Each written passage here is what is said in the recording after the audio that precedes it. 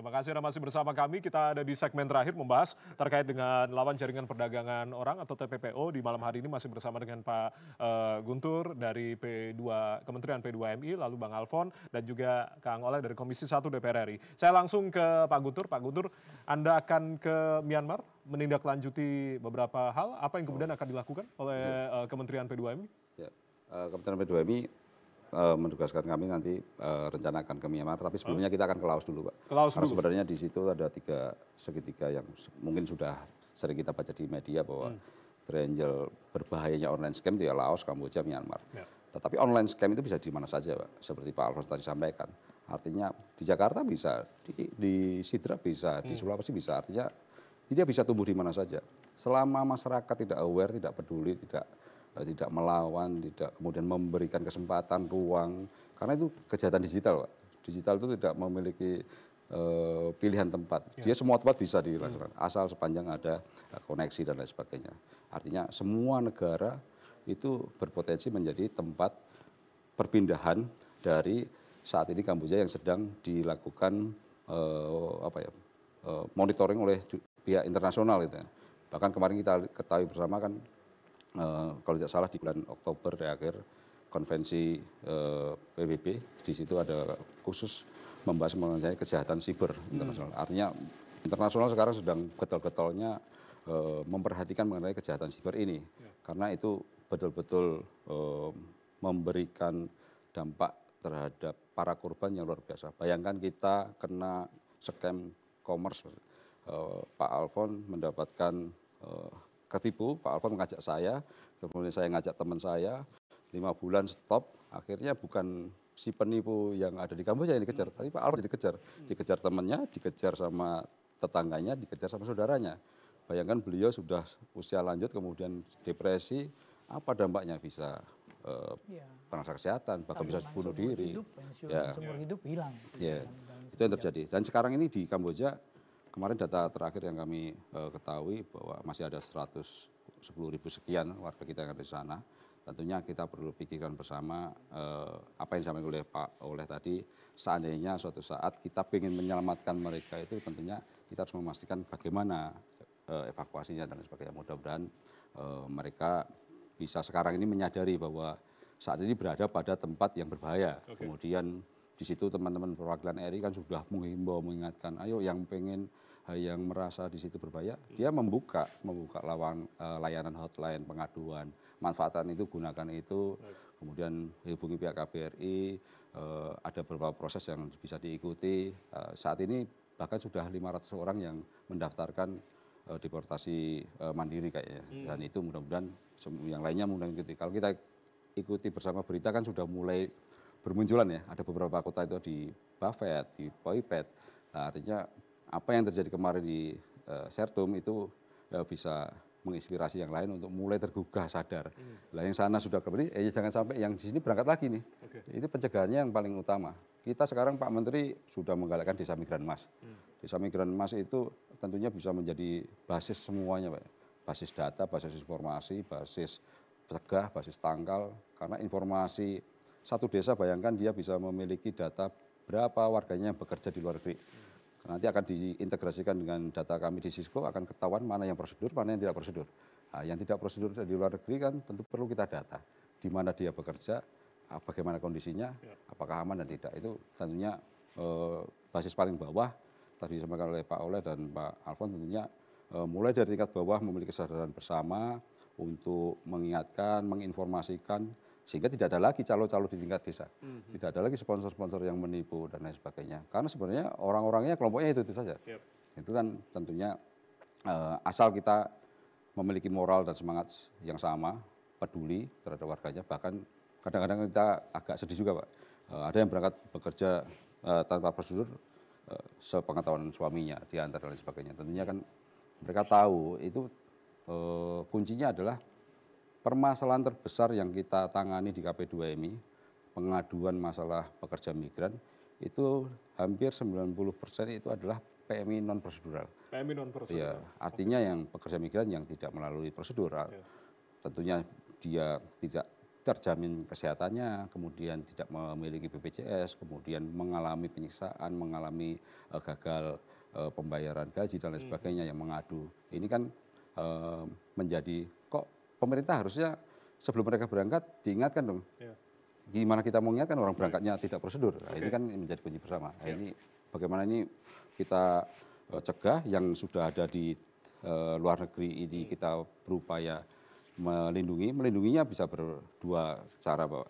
Kalau mereka bekerja pada sektor berbadan hukum dan terang siapa pemberi kerjanya dan kita bisa memastikan mereka terlindungi dibantu dengan teman-teman dari perwakilan RI itu verified, kredibel, ya kita harus berikan kelengkapan bagaimana mereka terlindungi. Itu nanti menjadi program pendataan yang sedang kita siapkan.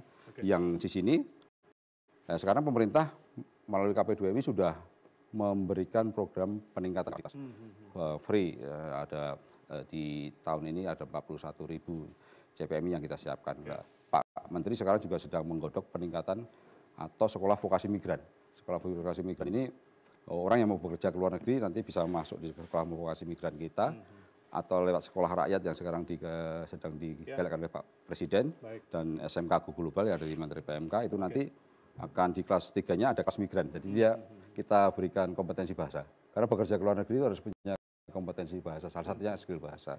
Mudah-mudahan 1 tahun sebelumnya kita siapkan lowongan real, benar, terlindungi, aman, sehingga nanti bisa bekerja aman, terlindungi, dan bermartabat setelah menjadi duta bangsa. Harapan kita semua tentunya, tapi berbicara terkait dengan fenomena yang sangat menyedihkan ini, terkait dengan online scam ini, kita harus tahu juga akar masalahnya di mana begitu. Itu yang kemudian harusnya ditelusuri terlebih dahulu begitu Bang Alfon. Bagaimana kemudian Anda melihat akar masalah dari semua kejadian, dari online scam, WNI kita tertipu dengan online scam ini?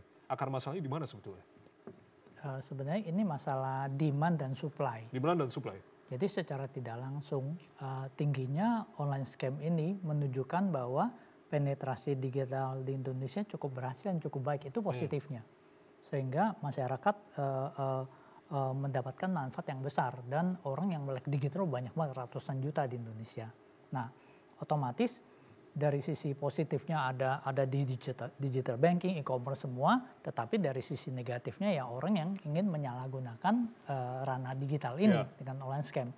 Nah, hal ini yang perlu menjadi perhatian dan perlu kita ketahui bahwa sekali lagi mirip seperti judi online, ini adalah maraton. Ini adalah pekerjaan yang tidak berkesudahan. Jadi harus napasnya panjang. Dan tadi P2MI mungkin perlu koordinasi yang cukup baik dengan keimigrasian ya.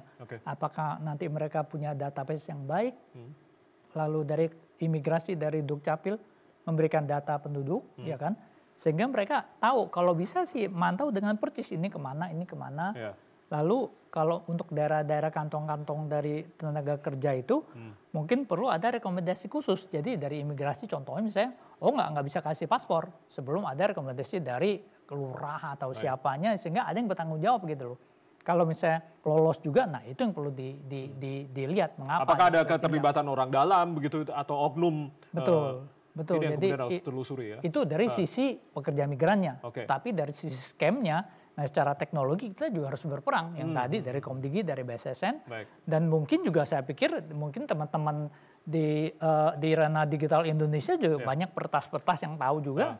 Dan di luar ada channel namanya Scammers Payback.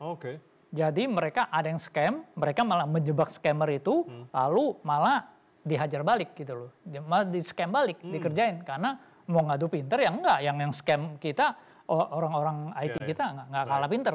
Jadi balik malah dikerjain mereka, malah dikuras rekeningnya, malah komputernya dibikin kacau, malah dihack CCTV-nya untuk dilihat. Mungkin dari komunitas IT Indonesia yang melihat ini kita lakukan itu gitu, dan supaya mereka juga ada efek jerahnya juga. Ini nggak akan habis, ini perang yang tidak berkesudahan. Baik.